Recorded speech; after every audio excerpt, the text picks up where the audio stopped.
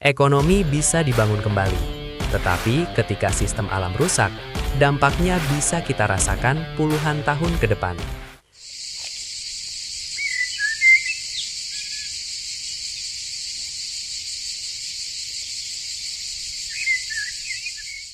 Halo, saya Damar, dan ini Voice of Forest.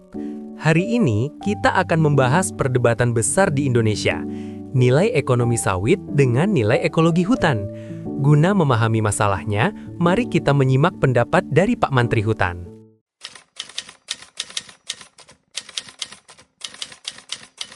Kelapa sawit adalah komoditas yang kuat, setidaknya di atas kertas.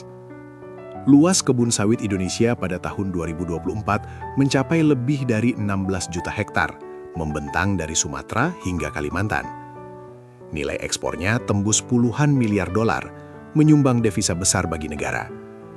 Angka-angka ini mudah dibaca, mudah dipresentasikan, dan mudah dijadikan dasar kebijakan. Produksi naik, ekspor naik, ekonomi bergerak. Dan disinilah sawit sering dianggap sebagai jawaban cepat bagi target pertumbuhan ekonomi nasional.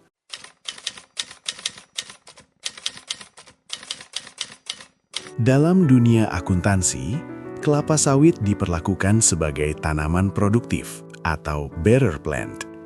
Ia dicatat seperti aset tetap, mirip mesin, yang menghasilkan keuntungan berulang selama bertahun-tahun. Pohon sawit tidak hanya tumbuh, tapi dipakai untuk menghasilkan tandan buah segar. Nilainya jelas, umur manfaatnya jelas, dan kontribusinya ke pendapatan juga jelas. Tak heran, ekspansi kebun sawit sering terlihat indah di laporan keuangan. Aset bertambah, produksi menjanjikan, pertumbuhan tampak nyata.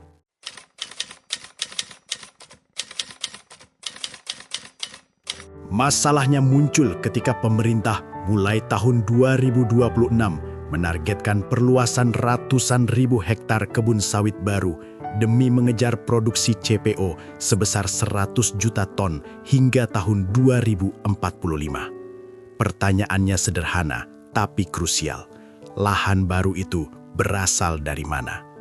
Yang jelas berasal dari kawasan hutan. Hutan masih luas, dapat segera dijadikan kebun sawit, hampir gratis, tidak ada ganti rugi. Di titik inilah, nilai ekonomi mulai berbenturan langsung dengan nilai ekologis hutan. Terlihat jelas setelah terjadi bencana.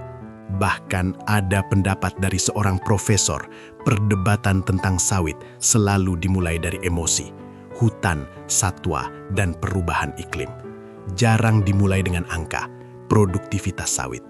Padahal dalam isu lingkungan global, angka pintu masuk akal sehat.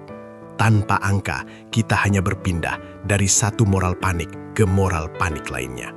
Profesor tersebut tidak melihat hutan alam di Sumatera sudah hancur. Di Kalimantan begitu juga, tinggal Papua menunggu giliran untuk mengejar target ekonomi.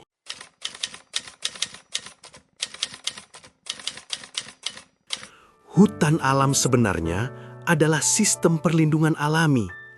Ia bekerja seperti spons raksasa, menyerap air hujan, menahannya, lalu melepasnya perlahan. Akar yang dalam, vegetasi berlapis, dan struktur tanah yang sehat, menjaga keseimbangan air dan lereng. Namun, ketika hutan dikonversi menjadi kebun sawit monokultur, kemampuan ini menurun. Air hujan tak lagi diserap maksimal, tapi langsung mengalir di permukaan. Debit sungai naik cepat dan banjir bandang pun lebih mudah terjadi. Ditambah lagi kanal dan drainase perkebunan yang mempercepat aliran air.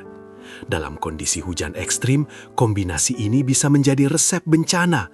Banjir datang mendadak, longsor terjadi tanpa banyak peringatan.